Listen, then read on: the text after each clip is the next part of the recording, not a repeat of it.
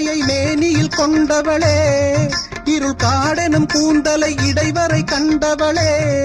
சுருள் வாழையின் மென்மையை மேனியில் கொண்டவளே, இருள் காடெனும் கூந்தலை இடைவரை கண்டவளே, நூல் தாங்கும் இடையால் கால் பார்த்து நடக்க நெளிகின்ற வடிவம், மத்தாளத்தை போலே தேகத்தை ஆக்கி குழல் கத்தை ஜாலம்,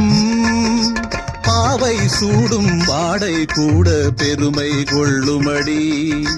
தேவை உந்தன் சேவை என்று இதழ்கள் ஊறுமடி, இதழ்கள் ஊறுமடி, இதழ்கள் ஊறுமடி. வசந்த காலங்கள் இசைந்து பாடுங்கள்,